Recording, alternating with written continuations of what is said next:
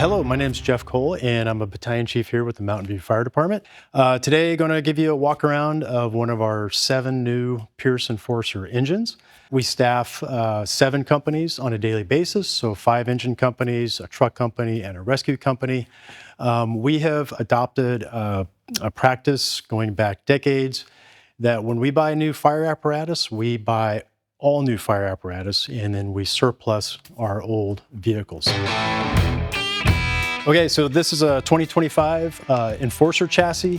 We were coming out of Quantums, and we needed to stick with a chassis that still maintained the 96-inch width because we have some older stations that are very narrow and really would prevent us from having ease of access getting in and out of the apparatus bay. So all 7 engines and the tiller, same chassis. The engines themselves, starting off with a 100-foot, 1.75-inch bumper line that we use for vehicle fires and trash fires. All of the powertrains, everything is a PACCAR, MX-13 with Allison transmissions. Performance, reliability, ease of maintenance has been impeccable thus far. No check engine lights, we haven't had any warnings, haven't had anything. And so I've been thoroughly impressed by Golden State making this recommendation to us and Pierce offering that engine and powertrain package. So moving around here, we're on the driver's side of the apparatus. We went with the side view and backup camera system. So what's kind of slick about these, anytime you actually activate the turn signal, the command zone screen will turn on and give you a view of the driver's side, passenger side of the vehicle. Same if you put it into reverse. Inside, switch layout throughout everything, all 7 engines, identical.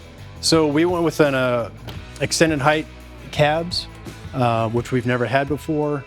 And what it's allowed us to do was create additional storage compartmentation. So for us, while we didn't necessarily follow a clean cab concept, we are trying to make every effort to separate our PPE from normal riding locations. So PPE storage in this compartment. Come around to the back here. We do have one SCBA here in the middle seat. And that was to allow, depending on what we're being dispatched to, the conditions that we're seeing on our way there, we can have one firefighter packed up, ready to go as soon as we arrive on scene. So one of the reasons why we went with this extended cab, like I say, was the additional storage, but we've got tactical ballistic gear that, like every department now is pretty much equipping. So that needs to be stored inside of here. And then we do have some individuals in our organization that are tall enough that where the additional headroom was needed. Additionally, all the cabs, we went with the vinyl seats, moving away from fabric, hard rubber floors. So for disinfecting, being able to wipe off, clean off, we are able to do that. We do have this SCBA that's for the firefighter here in the back, but we did just purchase a SCBA washing station. It's similar to like just a large commercial dishwasher, and those SCBAs can get put inside and run through a cycle and get decontaminated in that fashion and then put right back on the truck. Moving around, so storage compartment here, we did spec this so it's actually through all the way to the other side, even though we don't have any equipment in there. It just gives us some future flexibility. Spare CBA bottle, large area search rope located there. One of the nice things that Pierce was able to spec with us is, so we've got this warning light here that kind of traditionally we've always had. But for any of the engineers out there, when you go to engage the pump and you're here working, and if you got your code 3 lights on, this light would always be flashing and be blinding your eyes. We actually spec this so that when the pump is engaged, this light is deactivated, so you're not blinded. One of the changes that we did, and kind of unique, I think, for us here in Mountain View was we had never had a bumper line and we had 2 crosslays. So we really wanted to get a bumper line, and then we realized, we don't necessarily need 2 crosslays. So we've only got 1 crosslay here, 200-foot, 1.75-inch and then that works in conjunction with the bumper lineup for the front. We moved away from using crosslays as primary structural fire attack hose lines, and when we get around to the tailboard, I'll show you the system that we've gone with. So all 7 engines, Waterous 1500 GPM single stage pumps with a Husky foam system. We went with a manual deck gun up top. One of the nice things with this particular model is we can take it out and take it off of the top, and we have a portable base that we can set up on the ground. So it just gives a little bit more flexibility. We did go with the remote air tank drains, which we have never had before. And just with all the emission equipment and hot equipment underneath the rig, part of our weekly checks is to drain out some of the air in the air tanks. So now we can just do that from the side without having to send somebody underneath. This is our engineer's compartment. So engineer SCBA is located here. All of their sorted spanners, adapters, appliances, extra nozzles are all located in this location. One of the things that we do here in Mountain View also is we actually carry a spare SCBA backpack. So even though we only have 3 firefighters on board, we have 4 air packs. And that is just in the event that one of our packs, we break a strap, break a piece of plastic, whatever, that we do still have a spare one. So that spare one is kept here in this side compartment. Our hose packs, so 1 3/4 and 2.5 inch hose packs, pretty standard. Fuel and def tank location. Okay, moving around here to the rear, just kind of a catch-all, if you will. So we do carry a Blitzfire nozzle, our kind of away from the truck scene lighting. We went with battery powered everything, so there's no onboard generator, inverter, nothing like that. So coming around to our tailboard, this is where we made the most significant change in our specification.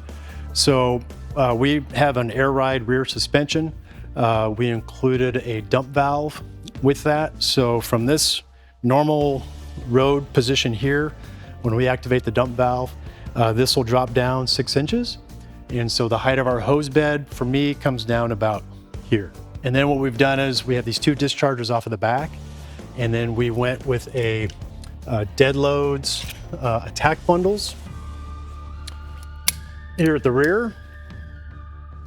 So this and this one here are our attack lines. It's 1 3/4 on top of 2.5. And so the firefighter can come into the back, he can pull off the length of hose that he needs. It gets broken and then connected up here by the engineer. And then they can calculate what kind of flow we need from that. So both of these, we can get like a single 400-foot fire attack line in service by 1 firefighter. Other than that, it's pretty straightforward. 2.5 with a nozzle on it.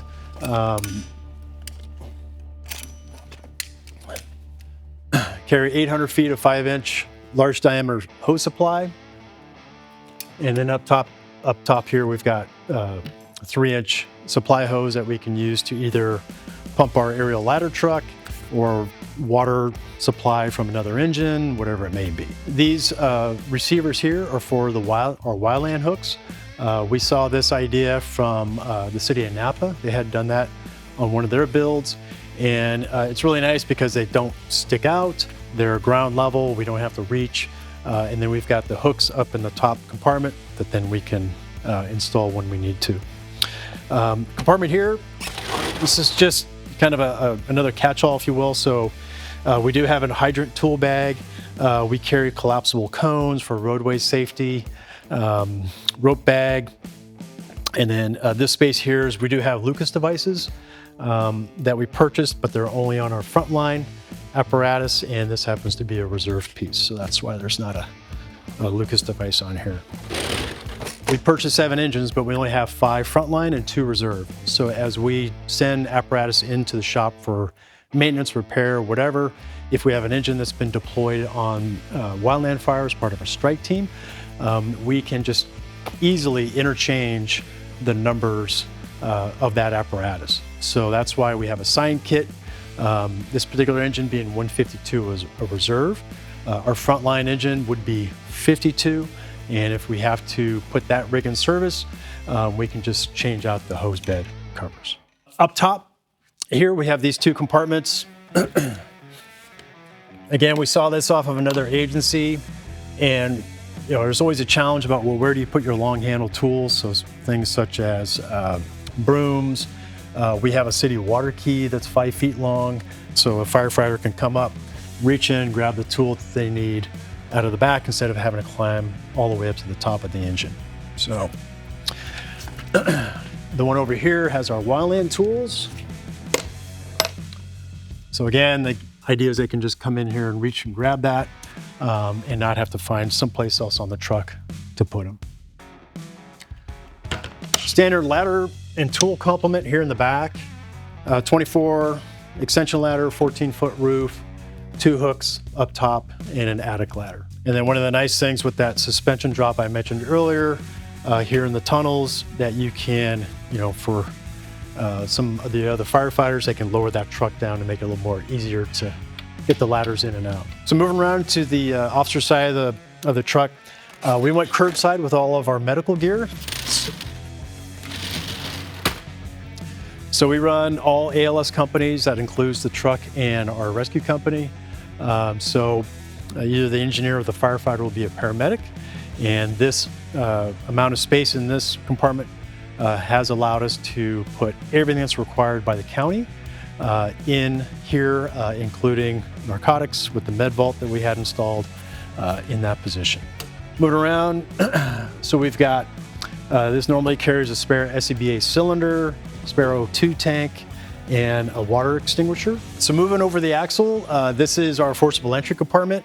And so we went with the swing out tool board. The tools that we more commonly would utilize on a call are the ones kind of mounted outboard. Golden State did the loose equipment mounting, all the brackets, everything on all 7 engines, including the tiller. So one of the real benefits about that is everything is mounted in the exact same location with the same exact clamps. So our mechanic can, he can have this equipment on hand, and he's not having to continually place orders for whatever it happens to be to kind of work with that.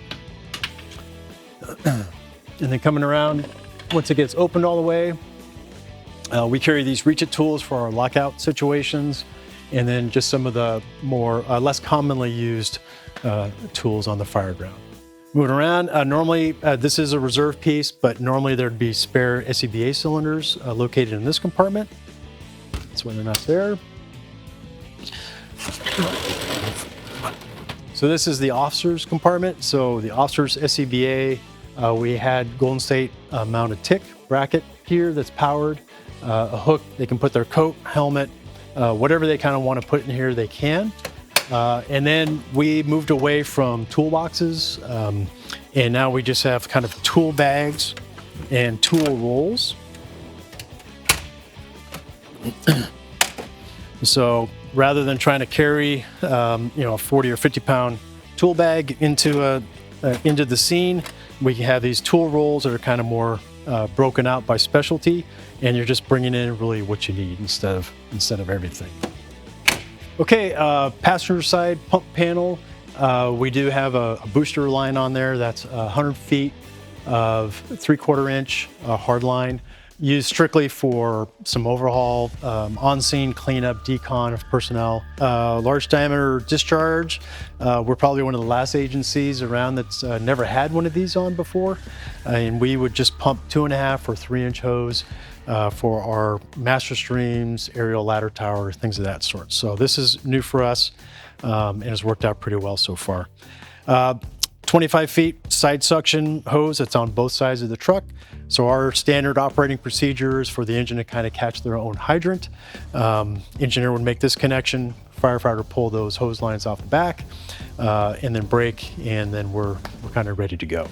Moving around here, so a set of irons for the firefighter or for the captain, and then a lockout kit. One of the things we found once we finished specification of the hose bed was that we had a lot of extra room up here on the top. And this is the fill tower doors for the water tank and the foam tank in both sides.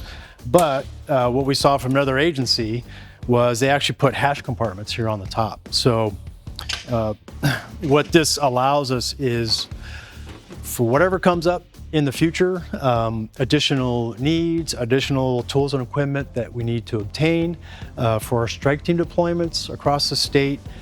This storage area up top keeps things relatively clean, but there's plenty of room without having to load up the cab too much.